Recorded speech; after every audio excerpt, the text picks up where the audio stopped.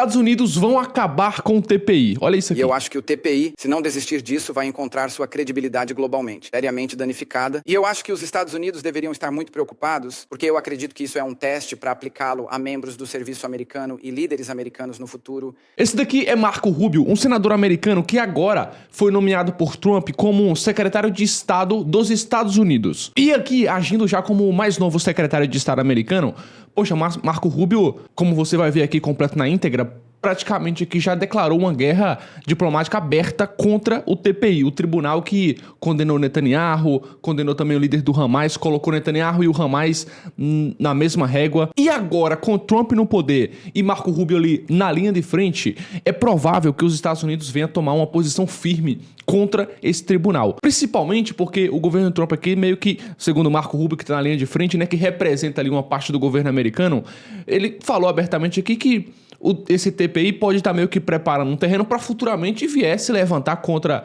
algum líder americano. Então, antes que meio que essa cabeça cresça, Marco Rubio aqui já está querendo cortar aqui o mal pela raiz e os Estados Unidos aqui pode, com essa liderança, pode sancionar esse tribunal, pode, sei lá, cortar financiamento, pode isolar essa instituição, juntar ali os seus aliados para se levantar contra essa instituição. E os Estados Unidos, tendo a influência que tem hoje na geopolítica, sendo o país mais influente militarmente, economicamente, geopoliticamente, os Estados Unidos têm um poder de fato de, poxa, derrubar qualquer instituição assim internacional. E agora, Marco Rubio deu um discurso interessantíssimo em relação a essa temática e você vai ter o prazer de assistir completo na íntegra, tá? Então, nesse momento, inscreva-se no canal também e ative as notificações, porque quando eu enviar um vídeo assim extremamente importante, você será notificado e vem logo se informar e ficar consequentemente mais inteligente, porque estará mais bem informado, ok?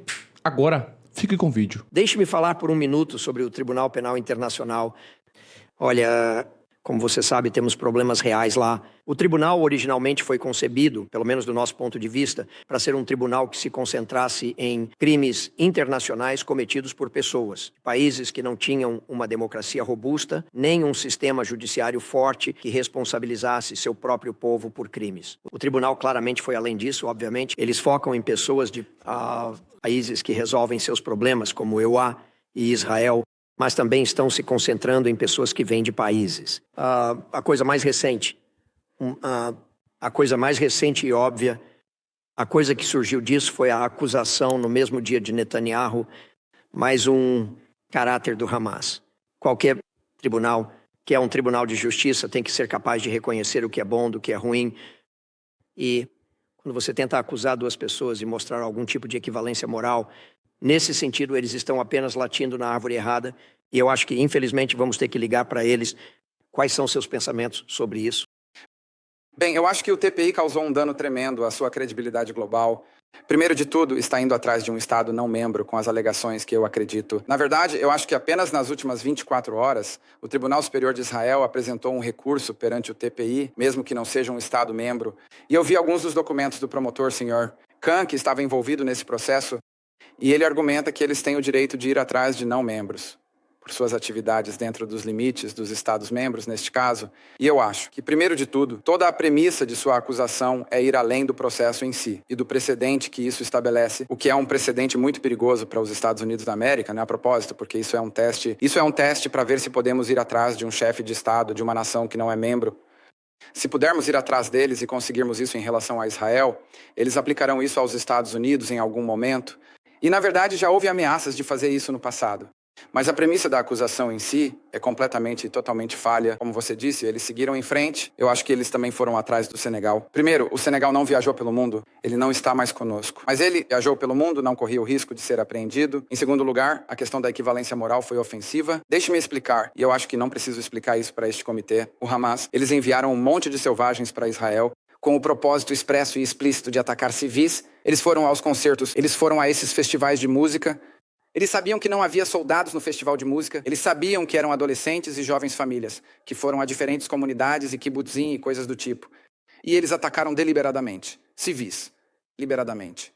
Na verdade, eles sequestraram aqueles que não assassinaram, as famílias que não evisceraram, as pessoas cujos crânios não quebraram. Eles sequestraram e até hoje continuam a manter inocentes que eles levaram em uma operação deliberada. No caso de Israel, responder a esse ataque teve que ir atrás do Hamas. Como você pode coexistir? Como pode qualquer nação, Estado no planeta coexistir lado a lado com um grupo de selvagens como o Hamas? Eles têm que defender sua segurança nacional e seus interesses nacionais, como eu mencionei na minha declaração de abertura, e assim não há mais, e eles não atacaram civis agora, tristemente e infelizmente. E tenho certeza de que vamos discutir isso mais a fundo, algumas das outras perguntas que surgirão aqui hoje. Uma das coisas horríveis sobre a guerra é uma coisa terrível sobre a guerra, e é por isso que devemos tentar preveni-la a quase qualquer custo. É que pessoas inocentes são pegas nisso. Isso é verdade para todo conflito no planeta, mas há uma diferença entre aqueles que, na condução de ações armadas, atacam deliberadamente civis e aqueles que fazem o máximo que podem para evitar que civis sejam pegos contra um inimigo que não usa uniforme, contra um inimigo que se esconde em túneis, contra um inimigo que se esconde atrás de mulheres e crianças e os coloca na linha de frente e os usa como escudos humanos. É isso que é o Hamas. Não há equivalência moral. E eu acho que o TPI, se não desistir disso, vai encontrar sua credibilidade globalmente, seriamente danificada. E eu acho que os Estados Unidos deveriam estar muito preocupados, porque eu acredito que isso é um teste para aplicá-lo a membros do serviço americano e líderes americanos no futuro. Bem dito, eu não poderia concordar mais com você. E, certamente, o tribunal prejudicou seriamente sua reputação e ainda terá um longo caminho a percorrer para se recuperar disso. Então, com isso, senadora Shaheen. Obrigado, senhor. Presidente, senador Rubio, como eu disse na minha declaração de abertura, espero que este comitê possa colaborar melhor para confirmar rapidamente os oficiais de serviço exterior de carreira. Esses são americanos patrióticos que serviram sob administrações tanto democratas quanto republicanas, e eles trabalham para promover os interesses de segurança nacional do Simon. Interesses de segurança nacional. Atrasos e cargos vagos prejudicam os interesses da América. Eu sei que você concorda com isso porque tivemos essa conversa, mas você se comprometerá a trabalhar com o presidente Risch e comigo para priorizar o avanço. Bem, a resposta para isso é sim, mas eu também apontaria o fato de que acho que vamos começar priorizando, vamos olhar quais são as questões-chave no mundo. Obviamente, cada posto no mundo é importante, ou não deveria existir. Então a pergunta é, quais são os que trazemos para você primeiro? E esses são os que eu acho mais críticos. Então, obviamente, acho que vocês verão nossos indicados para os cargos de vice, que são extremamente importantes. Todos os subsecretários também. E o que eu tentei fazer é que, enquanto entrevistamos e identificamos pessoas, me encontrei e entrevistei a maioria dos candidatos para esses cargos de destaque. Quero trazer são 3 coisas. Primeiro, estão alinhados com a missão. Eu acho que isso é extremamente importante, sejam eles oficiais do serviço exterior. Não estou falando sobre alinhamento político, estou falando sobre o alinhamento com a missão que delineamos para a política externa americana, que é uma das coisas que eu acho que prejudicou o Departamento de Estado, sob várias administrações, às vezes a missão, qual é a missão central do departamento, não tem sido bem definida. Isso é nossa responsabilidade e a nossa obrigação definir isso. É o número 1, alinhado com a missão. Número 2, a capacidade de fazer o trabalho. E posso te dizer agora que todo o meu tempo de serviço neste comitê, que abrange 14 anos, sempre tivemos bolsistas do Departamento de Estado. Acredito que todos eles ainda estão a serviço do nosso país e eu pretendo, que os conheço e já trabalhei com eles, utilizar suas habilidades no departamento. Verdade, um casal que esperamos que esteja voltando para casa em breve de missões no exterior para trabalhar conosco no Departamento de Estado, mais perto do meu escritório. Mas o ponto é que queremos ter pessoas que sejam altamente capacitadas, tanto aqueles que trazemos eles chamam de nomeações políticas, quanto aqueles que são promovidos de dentro do serviço exterior. E então, o terceiro são pessoas que podemos trazer através do comitê, porque o tempo é essencial. Agora, você pode não concordar com todas as opiniões deles, sejam eles oficiais do serviço exterior ou políticos, mas eu acho que isso é importante. E não vamos excluir alguém apenas porque achamos que talvez eles tenham um processo de confirmação mais difícil do que outra pessoa. Mas eu realmente acho que é importante que tenhamos pessoas nessas posições o mais rápido possível. E tendo servido por 14 anos desse lado da sala, eu entendo isso. Uma das coisas que podemos fazer para ajudar a acelerar isso é trazer pessoas que farão um bom trabalho, que são qualificadas para o cargo e estão alinhadas com a missão, mas também que possam passar por esse processo rapidamente o suficiente para que possam estar em suas funções e começar a cumprir seus deveres. Temos 1 ano para esperar. Eu certamente concordo com isso e aprecio seu foco na missão e nas qualificações, porque acho que o comitê estará observando isso de perto. Quero falar agora sobre a OTAN. Porque em 2023, o Congresso aprovou de forma esmagadora a disposição bipartidária de Caim Rubio, que proíbe qualquer presidente de retirar os Estados Unidos da OTAN sem a aprovação do Senado ou uma lei do Congresso. Você se comprometerá a respeitar a aprovação do Senado ou uma lei do Congresso, conforme exigido pela lei que você escreveu, se o presidente Trump tentar retirar os IMEXIWA? Bem, primeiro, deixe-me dizer que o presidente Trump nomeou um candidato a embaixador para a OTAN, o que indica claramente seu papel em se envolver nisso. Em segundo lugar, a lei é o que é. Obviamente, como você mencionou, eu fui copatrocinador da lei e por isso é difícil dizer que não apoio uma lei que espero que seja aprovada, e eu acho que é um papel importante para o Congresso desempenhar, porque francamente não se trata apenas da parte da retirada, são as contribuições que você faz em relação ao poder da Bolsa que ainda reside com o Congresso, como se estivesse confirmando a movimentação em direção ao poder executivo. Eu vou esquecer um pouco essa lição. Eu espero que não, mas no final das contas eu ainda reconheço e entendo que o poder do bolso está com o Congresso. E é um poder incrivelmente importante. Deixe-me destacar uma coisa sobre a OTAN. Eu acho que há um mal-entendido sobre isso. A aliança da OTAN é uma aliança muito importante. Eu acredito nisso. Eu acredito que alianças podem ser e têm sido muito úteis. Sem a aliança da OTAN não há fim para a Guerra Fria. Na verdade, sem a aliança da OTAN, é bem possível que muito do que hoje, na época hoje, conhecemos como a Europa tenha sido vítima de agressão. Mas o que é importante para os Estados Unidos não é apenas ter aliados de defesa, é ter aliados de defesa capazes, aliados que são capazes de defender sua região. Eu acho que há uma pergunta a ser feita. Eu não estou afirmando uma posição de política pública, estou levantando uma pergunta a ser feita. E a pergunta é: o papel dos Estados Unidos e da OTAN no século XXI deve ser o papel principal de defesa ou como um suporte contra agressões, com os países da região assumindo mais dessa responsabilidade ao contribuírem mais? Agora veja, para ser justo, e eu acho que quanto mais para o leste você vai na Europa, mais dinheiro você vê sendo gasto com o militar, como uma porcentagem do PIB. Mas eu acho que houve um amplo reconhecimento em toda a Europa e em várias administrações, tanto republicanas quanto democratas, que nossos parceiros da OTAN, que são economias ricas e avançadas, precisam contribuir mais para a sua própria defesa e, em última análise, para a parceria da OTAN também. E essa é uma demanda que foi feita por vários presidentes ao longo dos anos, e o fato de que isso é verdade foi revelado. O que aconteceu com a Ucrânia. Veja o aumento nos gastos com defesa e a capacidade industrial de vários países na Europa como resultado de um conflito armado. Imagine se essa capacidade tivesse estado presente antes. Isso possivelmente poderia ter tido um efeito dissuasor também. Então, eu acho que é importante que tenhamos alianças, mas precisamos ter alianças com parceiros fortes e capazes, e não aqueles que meio que viam e o acordo de defesa da OTAN como uma desculpa para gastar menos com defesa e mais em algumas necessidades internas. Nós também temos necessidades internas. Esses países avançados e ricos da Europa Ocidental têm enormes redes de proteção, programas que eles financiam. Nós também temos necessidades internas, mas eles conseguiram desviar ou expandir esses programas, que eles não precisam gastar tanto com defesa quanto nós, como uma porcentagem da nossa economia geral. E essa dinâmica precisa mudar. E eu espero que o presidente Trump continue a enfatizar esse ponto. E como você sabe, este comitê e o Senado e a OTAN, o grupo de observadores que eu co-presido fez esse ponto repetidamente. E agora temos 23 das 32 nações da OTAN que estão cumprindo com 2% do PIB. E temos vários deles que estão indo além disso. Apropriado. E eu acho que o sentimento neste comitê seria concordar com o que você está dizendo. Mas para garantir que continuemos a ter uma OTAN forte, eu acho que isso será importante não apenas para a segurança da Europa, mas mais importante para a nossa própria segurança. Eu agradeço.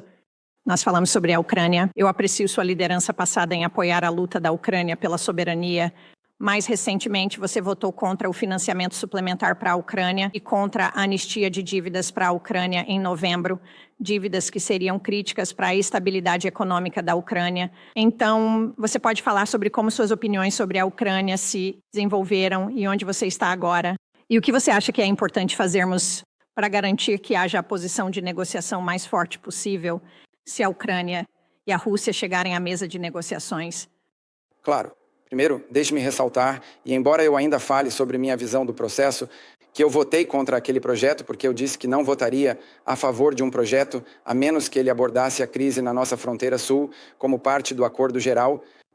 Isso não foi feito e por isso eu votei contra. Dito isso, aqui está a minha visão da situação. Uma vez que esta guerra se tornou o que agora sabemos que é, ou seja, uma guerra de atrito, um impasse, um conflito prolongado, a dinâmica dessa situação mudou. E eu acredito, e acho que isso ressoa com o presidente, deixe-me ecoar as palavras do presidente em uma entrevista 1 ano atrás. Ele foi questionado sobre a guerra na Ucrânia. Ele diz: eu quero que a morte pare. Eu quero que as pessoas parem de morrer.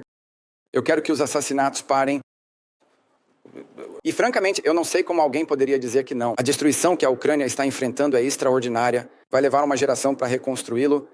Milhões de ucranianos não vivem mais na Ucrânia. E a interrupção, isso significa quantos deles vão voltar e a que eles vão voltar. Mesmo enquanto falo com você agora, a infraestrutura ucraniana e sua infraestrutura de energia estão sendo devastadas de maneiras que vão custar centenas de bilhões de dólares para reconstruir ao longo das próximas décadas. Então, isso é um conflito importante. E eu acho que deveria ser a posição oficial dos Estados Unidos que esta guerra deve ser encerrada. E a pergunta se torna, você sabe qual papel podemos desempenhar? E eu acho que o primeiro passo é deixar isso bem claro. E minhas diferenças com a administração Biden ao longo desse processo é que eles nunca delinearam claramente qual era o objetivo final do conflito, o que exatamente estávamos financiando. E em muitas ocasiões soou como se, por quanto tempo for necessário, por quanto tempo for preciso, essa não é uma posição realista ou prudente. A verdade é que neste conflito não há como a Rússia tomar toda a Ucrânia. Os ucranianos são corajosos demais e lutam com muita garra e o país é grande demais. Isso não vai acontecer. Também é irrealista acreditar que, de alguma forma, uma nação do tamanho da Ucrânia, não importa quão incompetente e não importa quanto dano a Federação Russa tenha sofrido como resultado dessa invasão. Não há como a Ucrânia também empurrar essas pessoas de volta até onde estavam na véspera da invasão, só considerando a dinâmica de tamanho. Não é que estão ficando sem dinheiro, mas sim que estão ficando sem ucranianos. Há uma diferença de tamanho aqui que é importante agora. O que Vladimir Putin fez é inaceitável, não há dúvida sobre isso, mas essa guerra precisa acabar. E eu acho que deveria ser a política oficial dos Estados Unidos que queremos ver isso acabar. Agora, como será esse plano mestre? Vai exigir muito trabalho. Isso não vai ser uma tarefa fácil, mas vai exigir uma diplomacia ousada. E minha esperança é que isso possa começar com um cessar-fogo. E, para alcançar objetivos como o que precisa acontecer na Ucrânia, é importante que todos sejam realistas. Haverá concessões a serem feitas pela Federação Russa, mas também pelos ucranianos e pelos Estados Unidos que se envolvem nisso. Também é importante que haja um certo equilíbrio de ambos os lados. Na essência, será difícil alcançar esse objetivo de um cessar-fogo e, em última análise, um acordo de paz, a menos que ambos os lados tenham influência. O objetivo de Putin agora é ter a máxima influência para que ele possa, basicamente, impor a neutralidade à Ucrânia. Reformule e volte a fazer isso novamente em 4 ou 5 anos, e esse não é um resultado que eu acho que nenhum de nós gostaria. Da mesma forma, eu acho que é importante que os ucranianos tenham influência, mas eles também terão que fazer concessões para alcançar esse acordo. Vai ser muito difícil, isso não vai ser fácil. Conflitos dessa natureza, que têm raízes históricas, vão exigir muita diplomacia difícil e trabalho árduo, mas isso é algo que precisa acontecer, este conflito precisa acabar.